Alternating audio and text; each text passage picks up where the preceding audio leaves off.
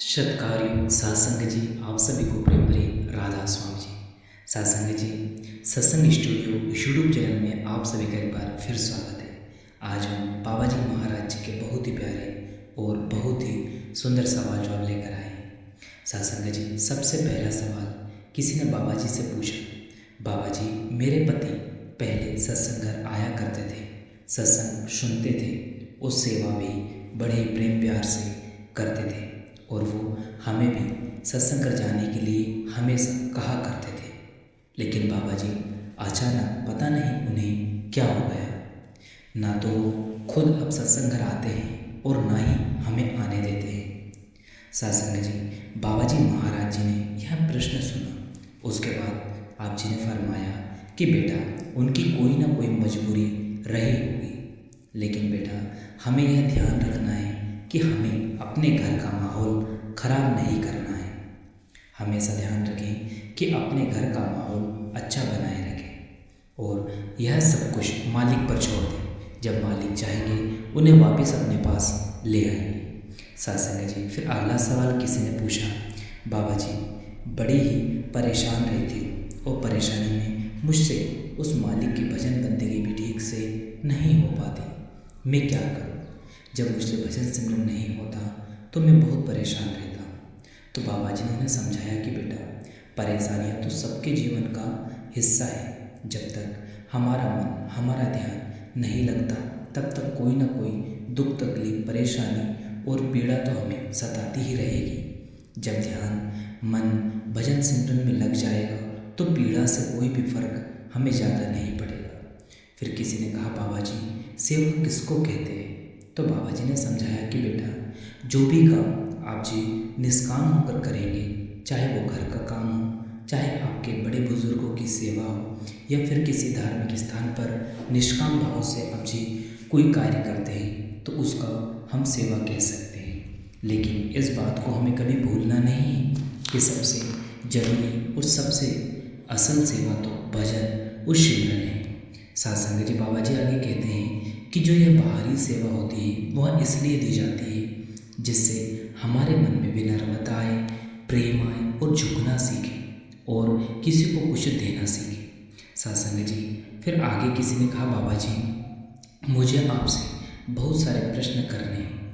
तो बाबा जी ने मुस्कुराते हुए कहा कि बीवियों को तो बातें खत्म होती कहाँ हैं, बीवियों को तो इसलिए तो पति मिले हैं जिससे कि वो अपने पति का सिर खा सके। सत्संग जी, बाबा जी की यह बातें सुनकर पूरा पांडाल खुशी से गूंज उठा और साथ में हजूर महाराज जी स्टेज पर विराजमान थे, वहाँ भी जोर जोर से हंसने लग गए।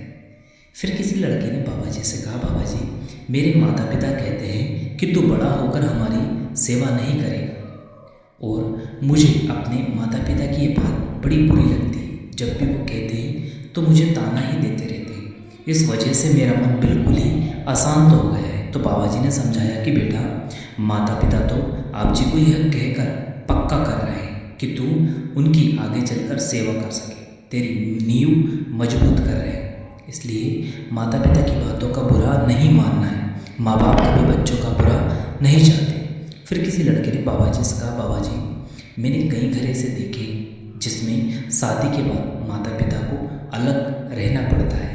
सत्संग जी, आगे वो कहते हैं कि बाबा जी इसलिए मैंने यह सारा दृश्य देखकर शादी न करने का फैसला ले लिया, क्योंकि मैं अपने माता पिता से अलग रहना नहीं चाहता। तो बाबा जी ने उन्हें बड़े ही प्रेम और प्यार समझाया कि बेटा शादी तो ऐसा लड्डू है कि जो खाए वो बचता है, जो ना खाए वो बचता है, जिसने ना की वो भी बचता है और जिसने कर ली वो भी बचता है। ये सुनने की देर थी कि पूरा पांडाल हंसी की गूंज से गूंज उठा। फिर आगे बाबा जी ने फरमाया कि बेटा जब दोनों ही सूरतों में हमें पछताना ही है तो शादी कर ही ले, तो शादी करके ही पछता ले। यह सुनकर संगत फिर जोर जोर से हंसने लग जाती है। तो सत्संग जी, इसके बाद किसी ने भजन सिमरन के ऊपर सवाल किया। उन्होंने कहा, बाबा जी जब भी मन भजन सिमरन में नहीं लगता तो पूरे दिन बड़ा ही उदास रहता हूँ, निराश रहता हूँ और पता नहीं क्यों ऐसा लगता है कि आज मेरा सबसे ज़रूरी काम छूट गया।